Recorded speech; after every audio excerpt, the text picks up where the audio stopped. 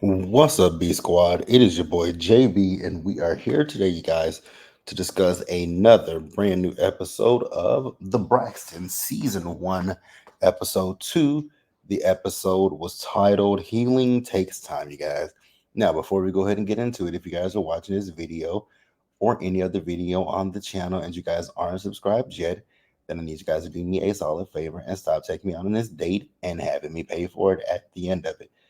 You guys know the routine. You can do me that favor by liking the video, subscribing to the channel, you guys, and turning on your post notifications. And with that out of the way, without further ado, you guys, let's go ahead and discuss the Braxtons, shall we? All right, you guys. So this episode, we picked up where the last one left off, and it's another sad episode. I was like, oh my God, not another one. But we gonna get into it. Now, you guys remember the last one, they didn't really want to talk about their feelings. So Miss Evelyn was the first one to go. And she talked about the fact that, she feels hurt and pain more so for little Kevin. So what happened is Spirit asked her, well, what about your feelings? What about your own pain? And she said, I felt it every day. And so Spirit was like, do you notice that you said you felt it? And yeah, that's exactly what she said. So she says that Tracy comes to visit her, and here's my thing when it comes to that, because I realized, not realized, I understood a lot of what they were saying in this particular episode, Miss Evelyn, because I definitely had, with my mom comes to visit, she comes to see visit me quite often.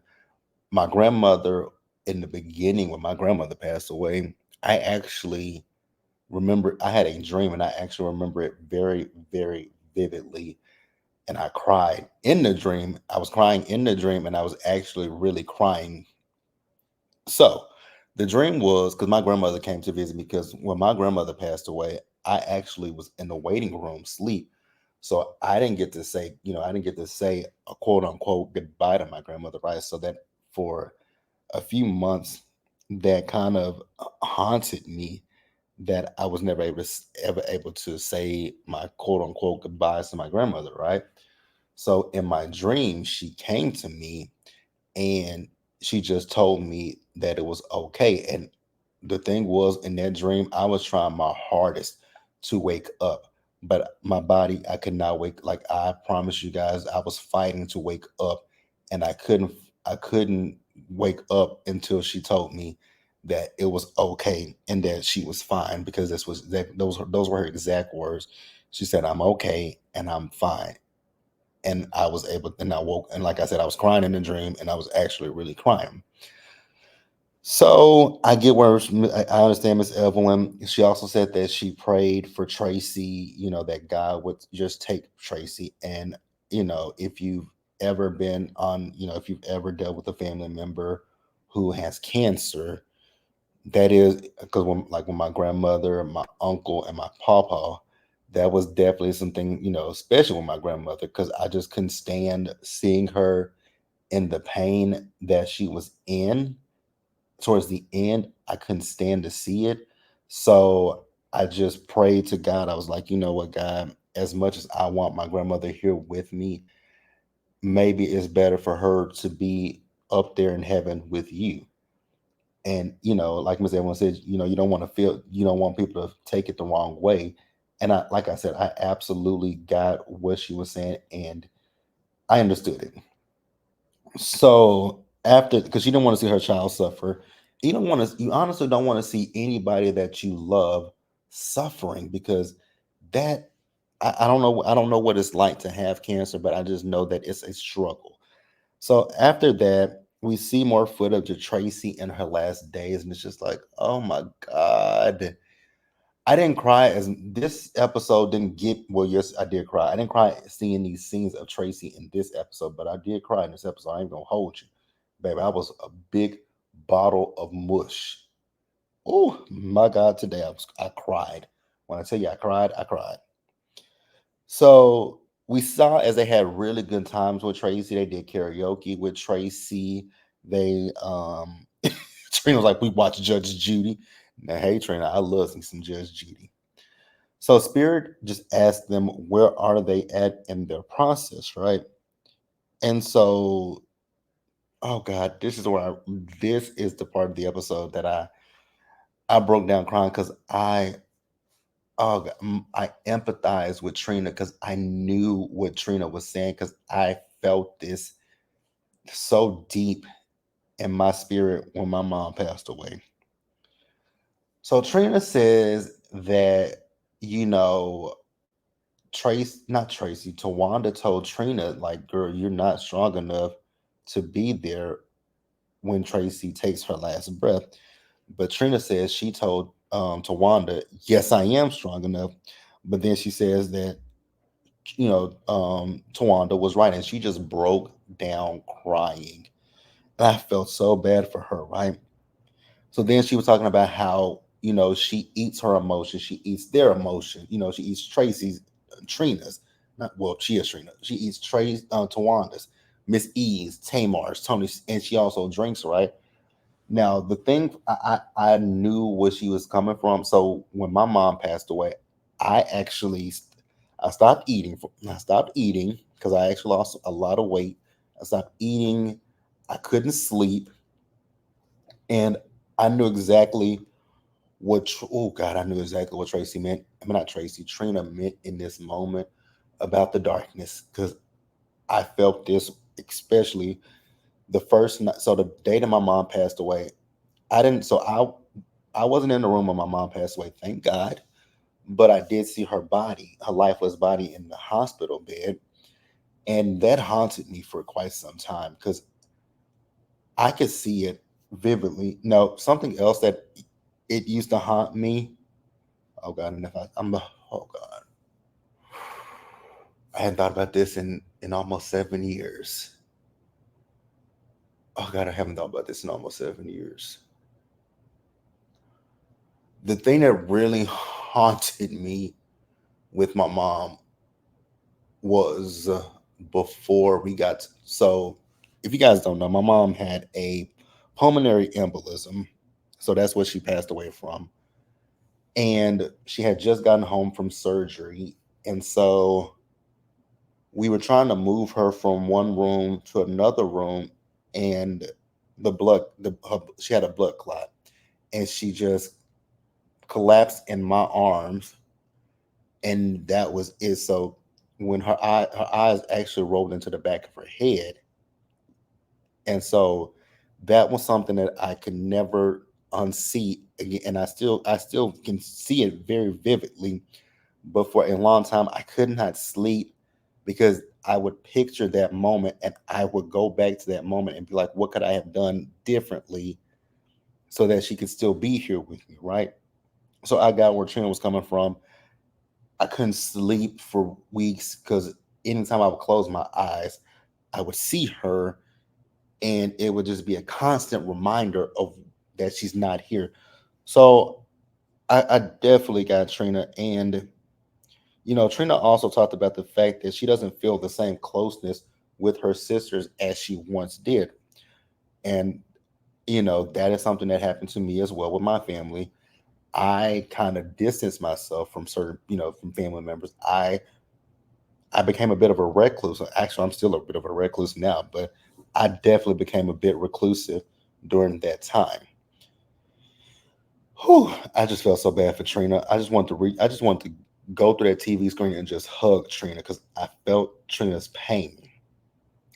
Now, in a funny moment, they did show some of Tracy's best moments on the show, and they showed my favorite scene when that man pinched her ass.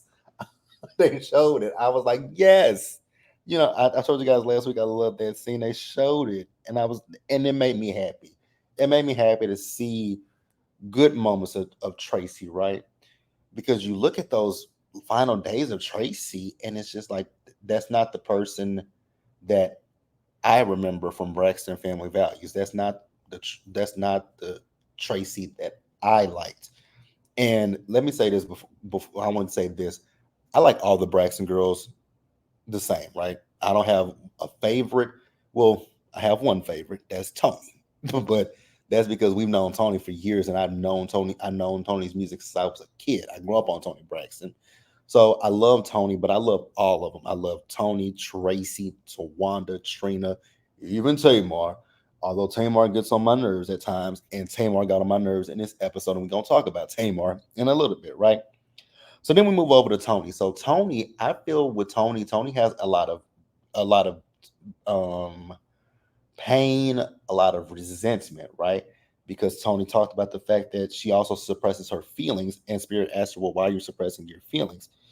And I guess because she's the oldest, she just feels that she has to take on the burden of that. And I'm like, no, you don't have to do that. But then she also talks about how she's in her angry stage. And I've been, oh God, I was angry with God for a very long time after my mom passed, because I was like, why did you take my mom? I was my my mom's only child, so I felt so alone in life and in this world. So I was just like, God, why would you do something like that to me? And I just never understood it. So the thing with Tony is, I think Tony has a lot of guilt, because Tony is the one that has lupus. So Tony just felt like she would be the one that would pass away first, and not, Tracy. And I was like, oh God, that's that survivor's remorse. That's that survivor's guilt. I was like, ooh, don't. And I hate the fact that she felt that way, right? I really hate that.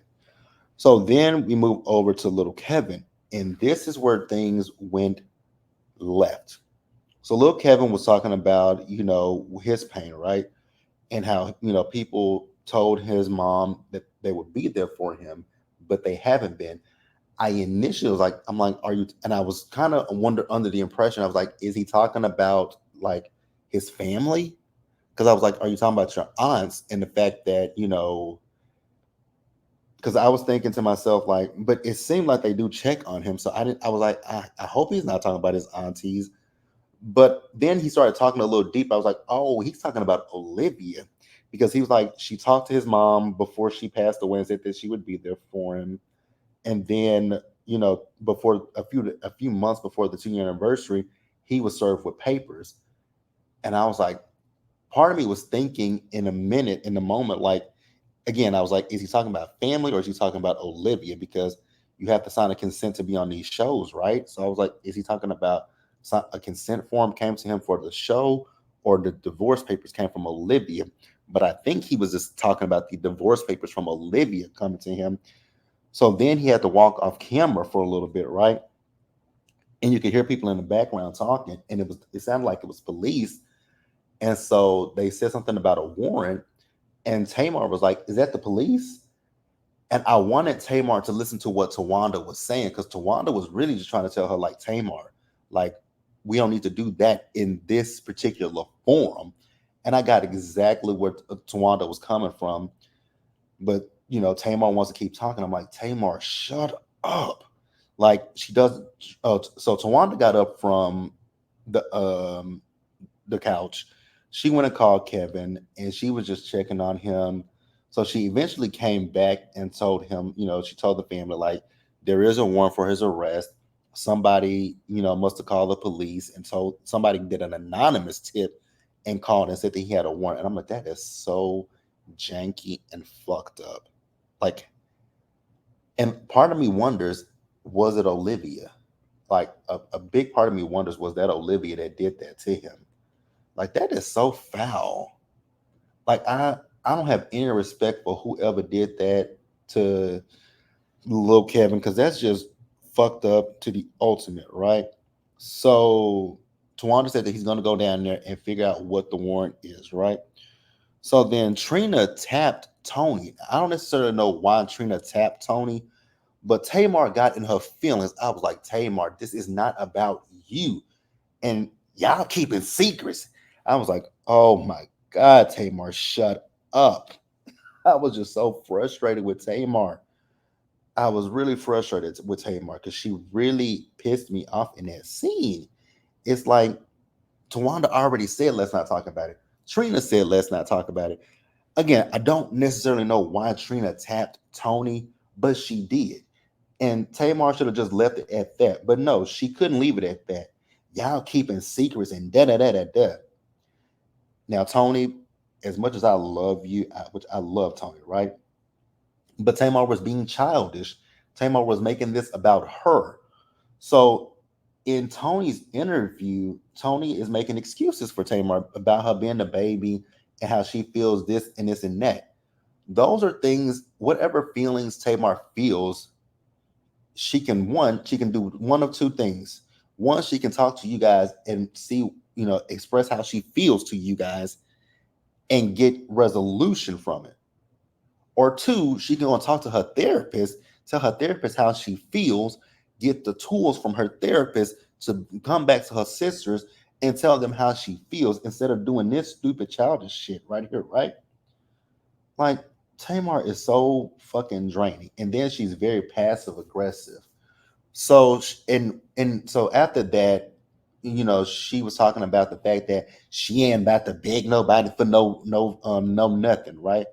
And Tony was like, "Well, Tamar, if you feel like you have to beg, I apologize." And Trina chimed in and she was like, "Tamar, we talk all the time, and when you're here, we're always together." She's like, "Yeah, yeah." And I was like, "So Tamar, who are you talking about? Because if you're not talking about Tony, you're not talking about Trina. By process of elimination, you're only talking about Tawanda. Like you're literally talking about Tawanda." And that was my issue, and that was Trina's issue with Tamar. Like, you're saying your sisters as a collective, but it ain't me. Like, me and you have communication. Me and you talk. Me and you see each other. So who are you talking about, Tamar? Like, God, Tamar is almost 50 fucking years old. And we're gonna talk about Tamar and her theatrics on social media.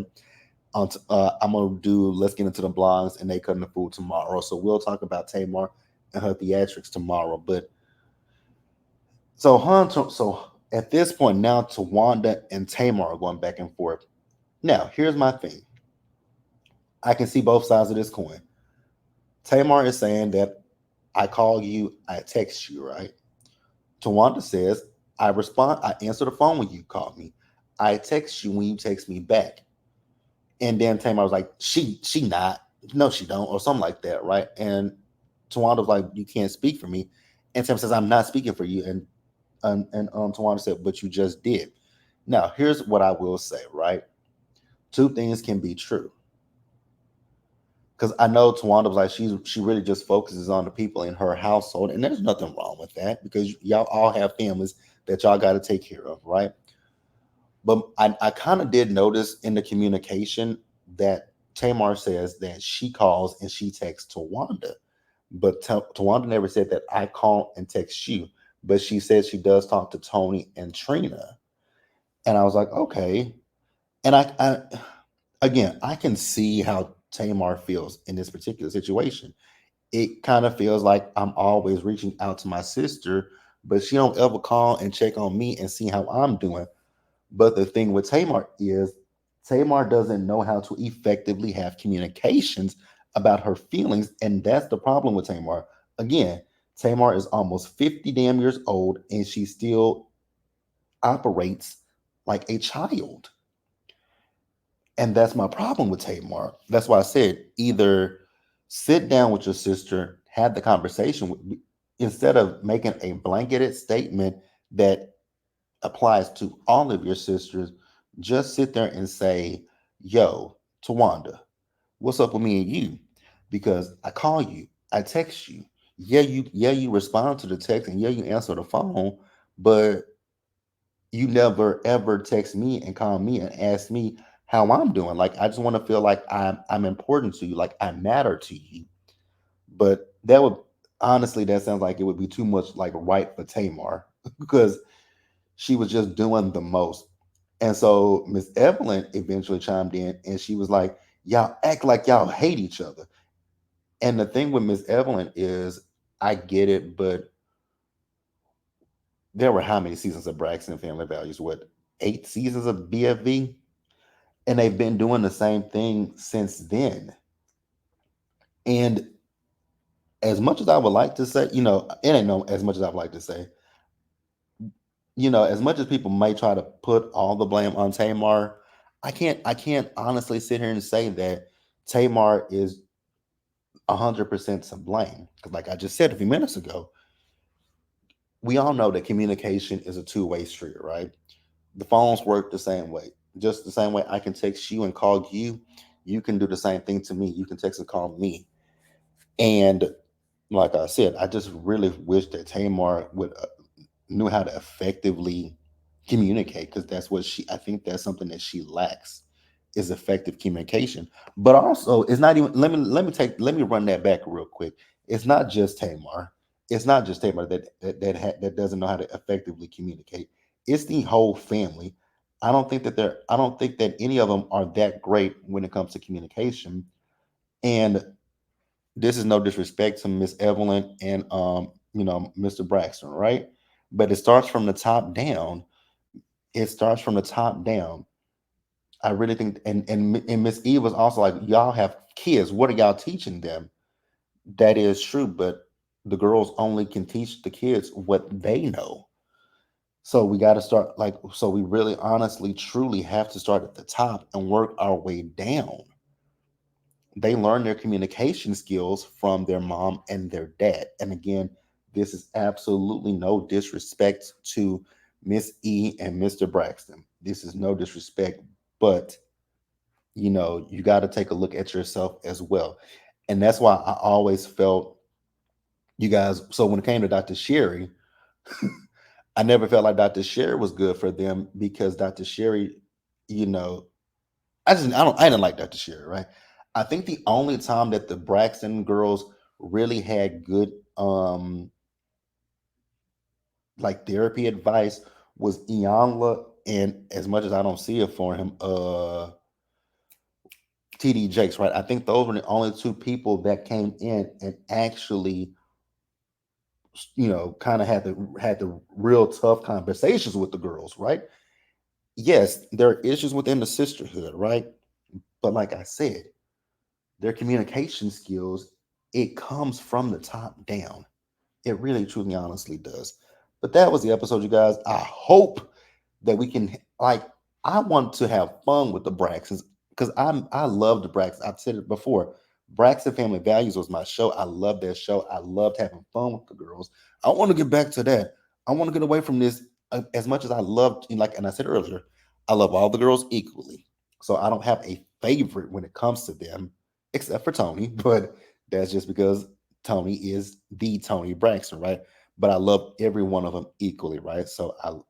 Now it is funny, because when Braxton Family Values first came out, my two girls besides Tony was Tracy and Tamar. Those are my girls.